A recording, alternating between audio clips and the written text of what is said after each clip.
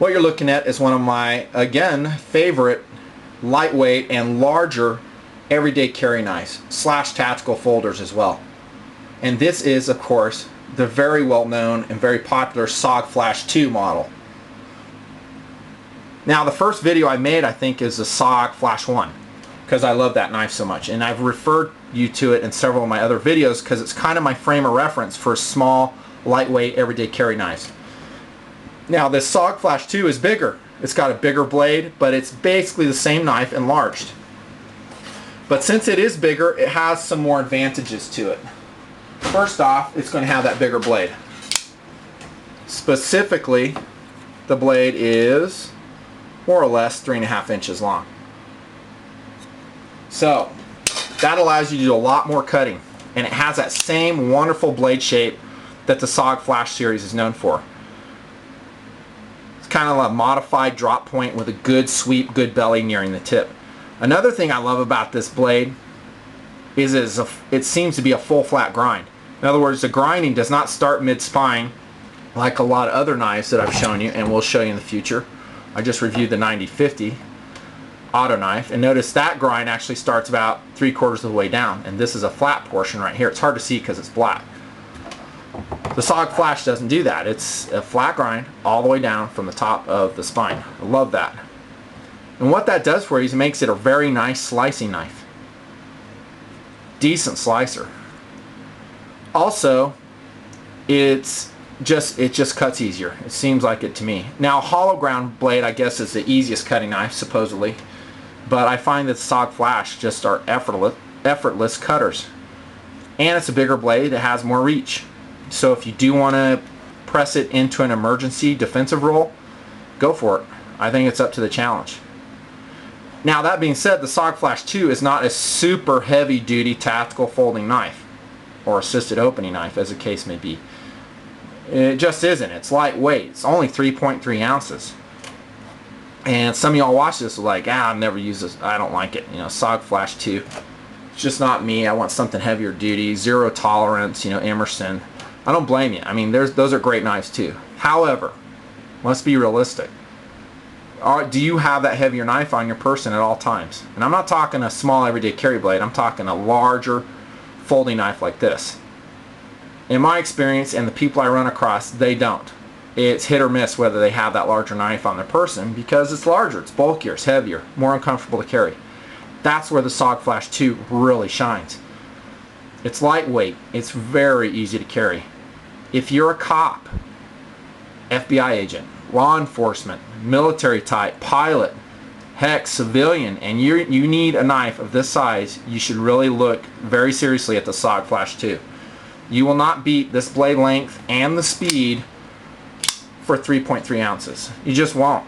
At least not in 2008. Now I hope as years go by, manufacturers start getting it and they start applying lightweight technologies to folding knives. So we can, that 3.3 or even 3 ounces for this blade size becomes the norm. We can do it. And SOG's done it, and this design's been out forever. So I really love that about the SOG Flash II, how lightweight it is. As you can see, I prefer the plain edge version, and I don't really like how SOG does their serrations. Sorry SOG, I love you, but I don't like your serrations. They're too coarse, they're too abrupt, and they rip more than they cut, especially in a combo edge knife where we only have a small run of serration, kind of like I've mentioned in my other videos.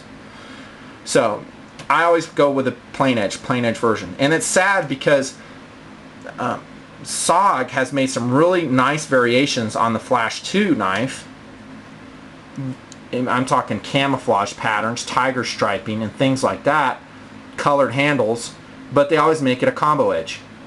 And I don't know if that's because their combo edges sell the best, and that very well may be. But in my experience and all the people I talk to and the circles I run in, I hear just the opposite, that plain edge sell the best across the board. In fact, if you go to your websites that you order knives from, generally you'll see serrated or the combo edges in stock on certain models, and the plain edges will be sold out. I've been seeing that for years. So SOG, if you're watching, and I hope you're watching, make your special edition models in plain edge. And again, if you want this knife to sell like crazy, go with a Zytel, don't make it aluminum. Make it Coyote brown, in other words, a nice deep desert brown, and also make that blade. Either you can go satin with it, but probably a brown finished titanium nitride matte finish blade would be outstanding, and you won't be able to keep them in stock. Remember, you heard it here first. Coyote brown blade, or go desert digital, just like I said with the multi-tools. That will sell like crazy, and make it in plain edge. That's all you have to change. You will not be able to keep them in stock. They'll sell so fast you won't even believe it. Speaking of special editions on the Flash II, they do make this in an aluminum handle model. However, for me, I don't like it. It's going to add 1.2 ounces to the carry weight, more or less. It might be just one. It's definitely over an ounce. Remember, this is a 3.3 ounce carry weight with a Zytel handle, FRN handle version.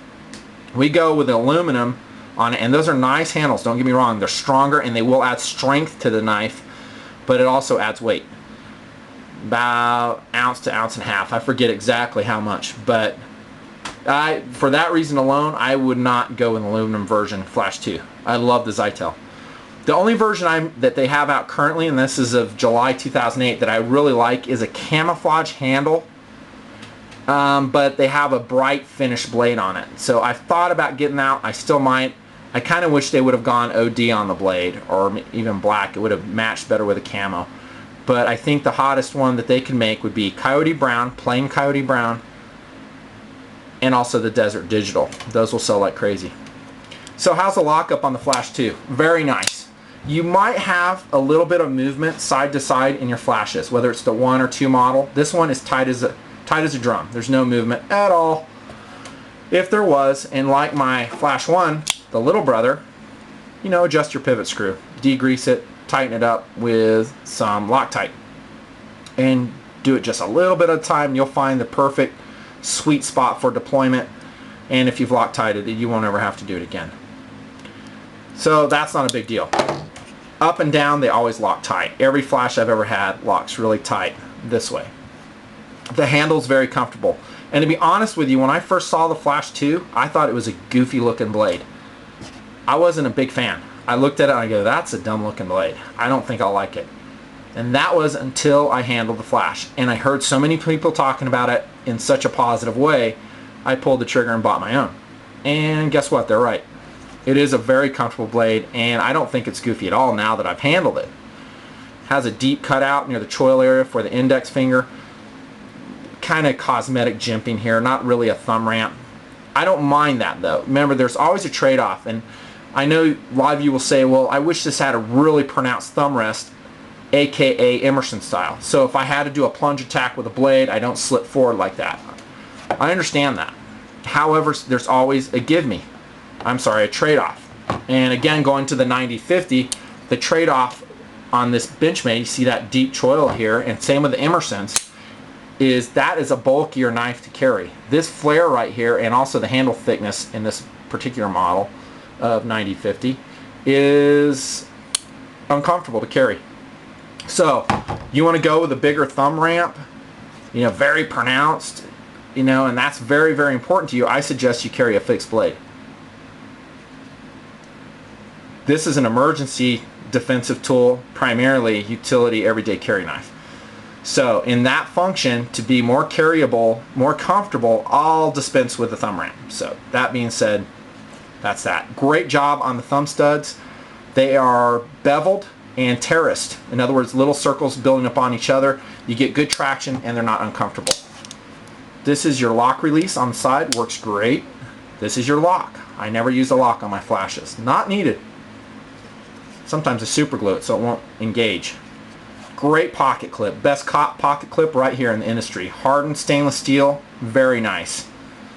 Deep pocket carry. Cops, if you're watching, that's what you want. The only thing you're going to see is a very inconspicuous clip.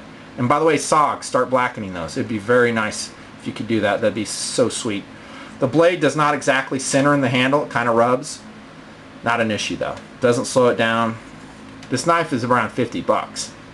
You're not going to touch it. For 3.3 ounces, good steel by the way, AUS 8, not great but good. 3.3 ounces, fast deploying, almost like an auto knife. Very easy carry, deep riding. That's a SOG Flash II. It's an outstanding everyday carry and tactical assisted opening.